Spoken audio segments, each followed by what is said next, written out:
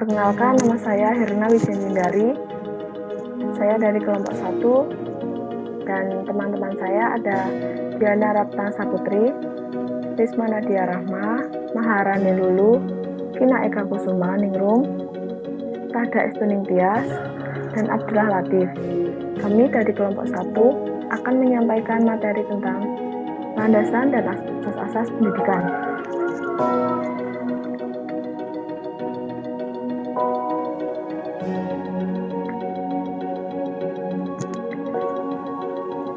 Materi pertama akan disampaikan oleh Diana. Kepada Diana dipersilakan.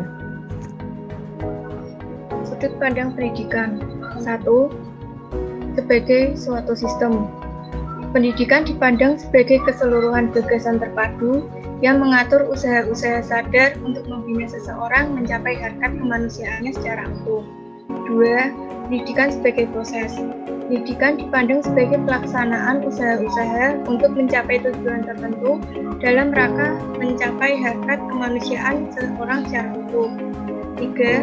Pendidikan sebagai hasil. Pendidikan dipandang sebagai sesuatu yang telah dicapai atau dimiliki seseorang setelah proses pendidikan berlangsung. Saya kembalikan ke moderator. Terima kasih kepada Diana.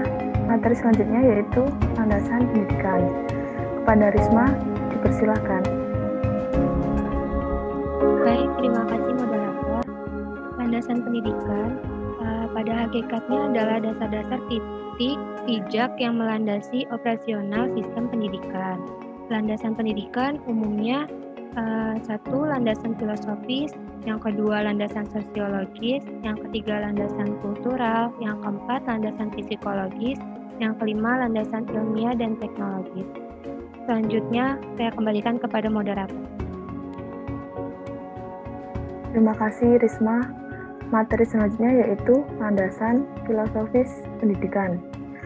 Kepada Maharani dipersilakan. Baik, terima kasih moderator. Landasan filosofis pendidikan. Pendidikan selalu berhubungan dengan manusia, apakah manusia tersebut sebagai subjek, objek, maupun sebagai pengelola. Pendidikan senantiasa berintikan pada interaksi antar manusia yang dalamnya terdapat tujuan atau sasaran yang harus dicapai, ada materi atau bahan yang diinteraksikan, dan ada proses yang ditempuh dalam menginterpretasikan, dan ada kegiatan evaluasi untuk mengetahui sejauh mana proses dan hasil telah tercapai. Landasan filosofis dalam pendidikan adalah pentingnya rumusan yang didapatkan dari hasil berpikir secara mendalam, analitis, dan sistematis dalam merencanakan, melaksanakan, membina, serta mengembangkan pendidikan. Dalam merumuskan dan mengembangkan setiap aspek yang ada di dalam dimensi pendidikan tersebut perlu jawaban atau pemikiran yang mendalam dan mendasar dengan menggunakan pemikiran filosofis.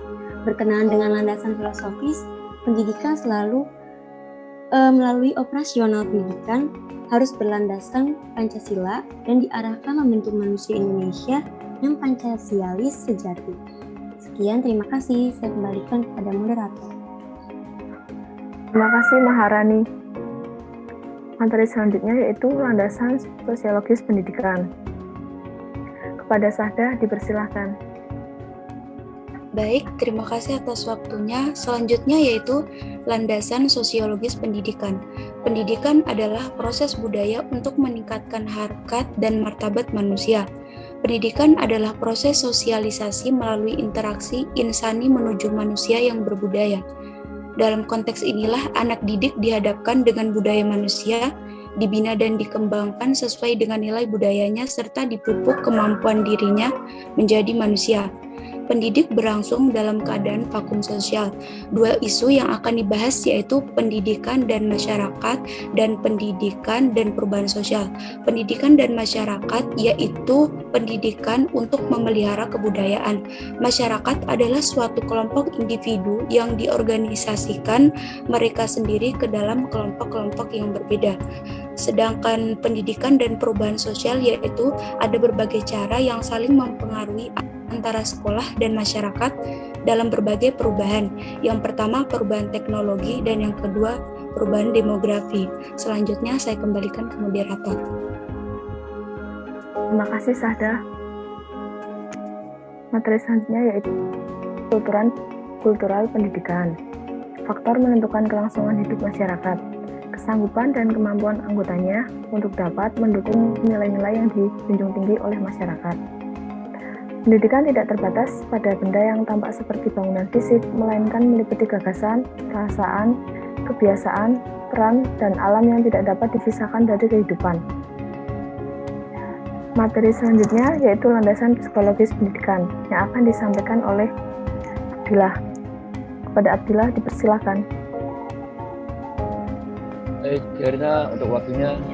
Selanjutnya adalah landasan psikologis pendidikan.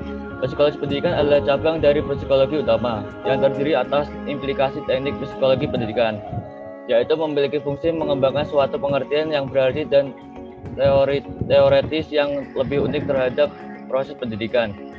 Perhatian umum psikologi pendidikan adalah: pertama, sifat dan karakteristik siswa; kedua, sifat proses belajar; tiga, cara guru membuat proses belajar siswa; empat, penerapan prinsip-prinsip ilmiah.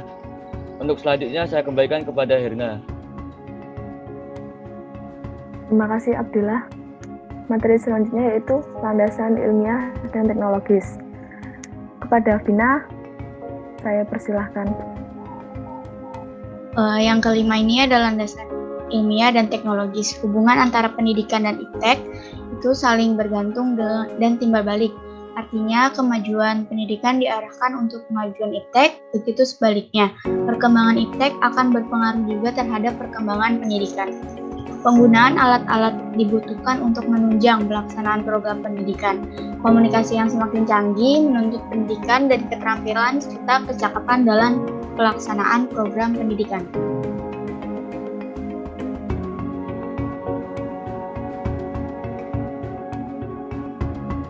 Oke, yang terakhir itu ada asas-asas pelaksanaan pendidikan.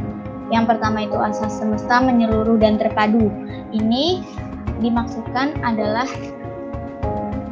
berarti bahwa pendidikan nasional terbuka bagi setiap manusia Indonesia, mencakup semua jenis. Kemudian yang kedua, asas pendidikan seumur hidup. Yang ketiga, asas tanggung jawab dan bersama antara keluarga, masyarakat, pemerintah. Yang keempat, asas pendidikan berlangsung dalam lingkungan rumah tangga, sekolah, dan masyarakat. Asas Bhinneka Tunggal Ika, asas keselarasan dan keterpaduan dengan ketahanan nasional dan wawasan Nusantara. Asas keselarasan, keserasian, dan keseimbangan. Asas manfaat, adil, dan merata, yang meliputi asas non-diskriminatif, yang memandang manusia Indonesia seutuhnya tanpa diskriminasi, baik atas dasar kesukuan, daerah, keturunan, derajat, jenis kelamin, dan kekayaan maupun atas dasar agama dan kepercayaan Tuhan Yang Maha Esa. Kemudian asas keselarasan ing ngarso sung tulodo, ing madyo mangunkarso tuturi handayani. Dan yang terakhir asas hukum, yang berarti bahwa sistem pendidikan nasional dilaksanakan atas dasar peraturan perundang-undangan atau Komisi Pembaharuan Pendidikan Nasional. Sekian dari saya kembalikan ke moderator. Terima kasih. Baik, terima kasih pada Vina. Sekian dari kelompok kami. Jika ada tutur kata yang kurang berkenan, kami mohon maaf. Billahi taufiq wal hidayah. Wassalamualaikum warahmatullahi wabarakatuh.